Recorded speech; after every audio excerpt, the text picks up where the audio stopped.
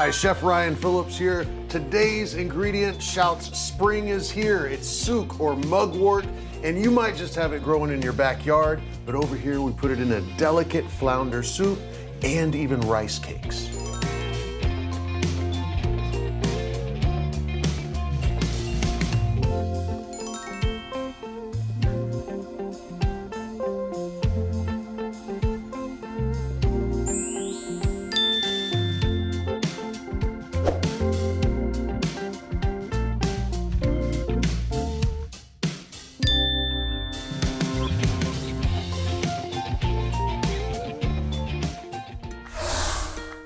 The star of today's recipes is this mugwort or souk, which turns up just in early spring here in Korea.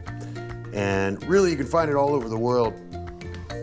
It's kind of like piney and bright, but a little similar to sage in some ways. Yeah, little citrusy notes.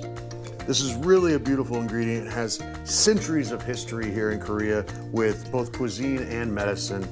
And today we're gonna put it in a couple of different recipes. We're gonna start today with our Ssukbeomuri recipe, or a souk rice cake. And to get started, I've got 90 grams of this rice flour. But this rice flour is a little bit different than the ones we've used in the show before. In the past, we've used glutinous rice powder, which is very fine. And you can see this is quite coarse, and that's important for today's recipe. Now, going into this rice flour, we need 1 tablespoon of sugar, just about a half a teaspoon of salt, so a pinch or two. And then you're gonna add 2 to 3 tablespoons of water slowly.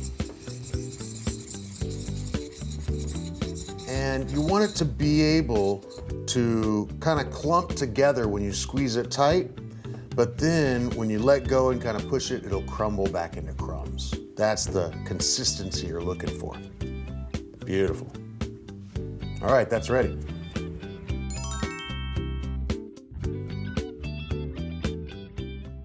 I've already got some water boiling here with a little steamer basket in it, and I have some cheesecloth here that I got nice and wet to start with.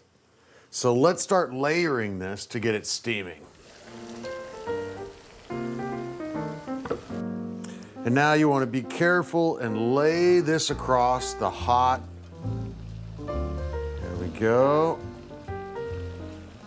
Now, I've got about 50 grams of fresh mugwort, and this is nice young spring mugwort. I'm gonna put in a layer, like so, and then go back over to our mixture here of the rice flour, sugar, salt, sprinkle some of that in, and then let's do another layer of souk.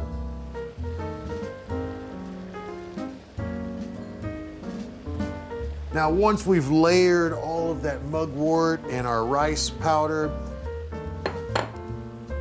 we're gonna put in 2 tablespoons of pumpkin seeds, and I've got these lovely local raisins. I'm gonna put in 2 or 3 tablespoons of those. Then fold over the top. Be careful, it is hot. Close that up, get your cover back on. This needs to steam for about 25 minutes and it'll be ready to go.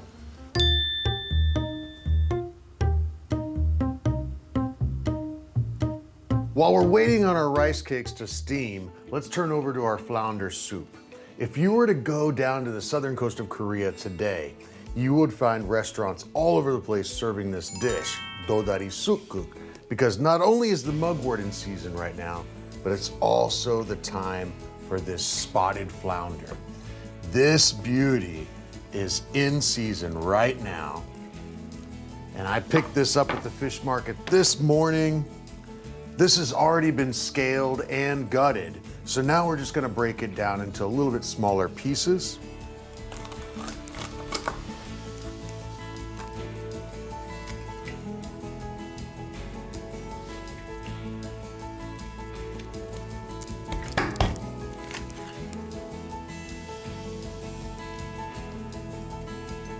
To get this started, we've got our kelp broth that we've used so many times on the show.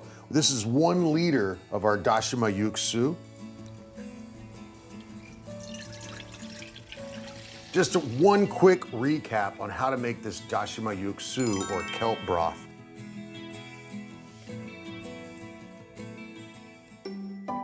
Our broth is almost at a boil, so I'm gonna go ahead and take this doenjang or soybean paste, and I'm gonna get it into this little sieve here and just kind of stir it around, pressing it through to get a nice, smooth, fermented soybean paste into our broth.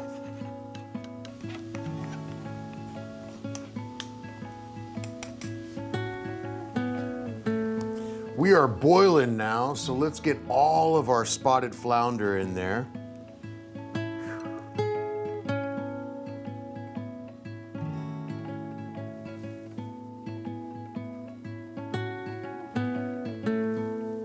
We need to let those pieces of fish go for about 4 minutes before we get our next ingredients in there.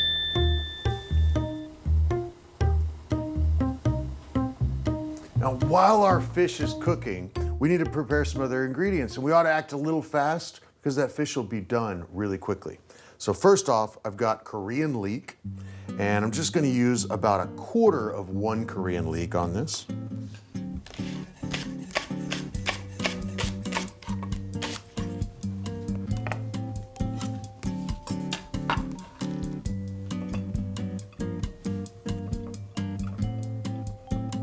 Next, we're gonna do 2 tablespoons of garlic. So I need to mince this up.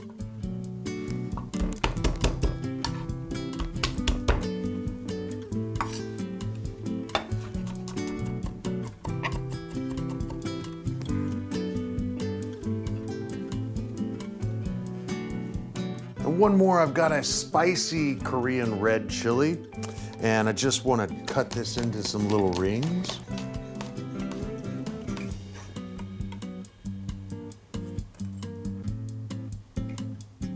And finally, the star of today's dish, the ssuk or mugwort. I'm just gonna take this 50 grams or so and spread it out across my board to take a better look at it. What I'm looking for here is any kind of hard pieces of the root. We wanna remove those.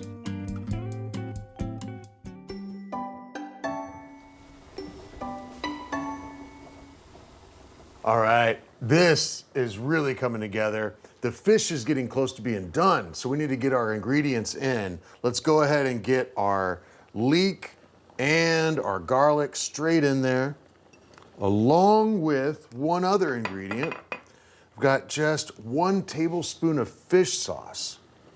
And by adding this, we won't need to add any soy sauce or salt.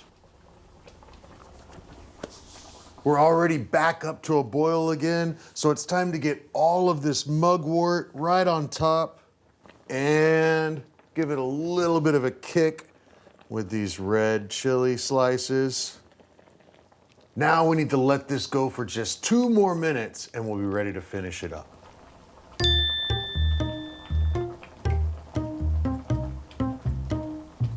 This is ready. I'm gonna turn off the heat here. Let's start getting some of this plated up.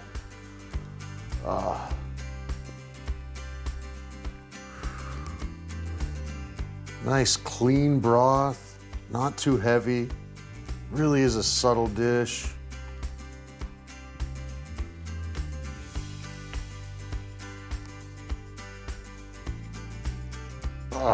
There we go. Our ssukguk is done. Wow. All right, now let's plate up our other dish. Let's get this package over to our plate. And now we can open up the present and see what we got. There we go. Oh, it's beautiful. It's beautiful. Raisins, pumpkin seeds, and all that mugwort. All right, Ssukbeomuri is done.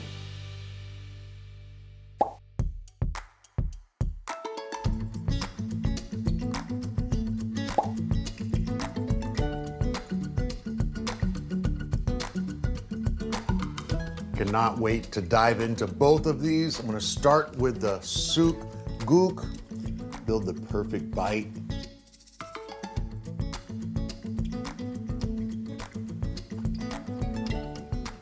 Whoa.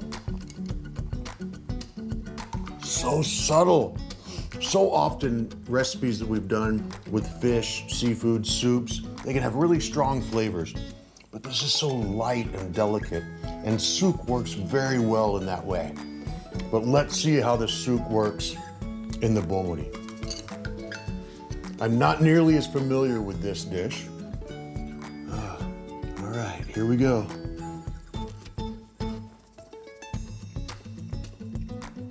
So pleasantly surprised. If we had used chapsalkaru, or the glutinous rice powder, this would be a big, chewy, sticky mess. But by using just regular short grain rice flour, it just barely sticks together.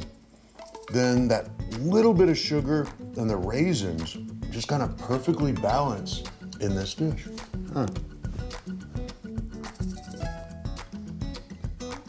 This one really won me over today.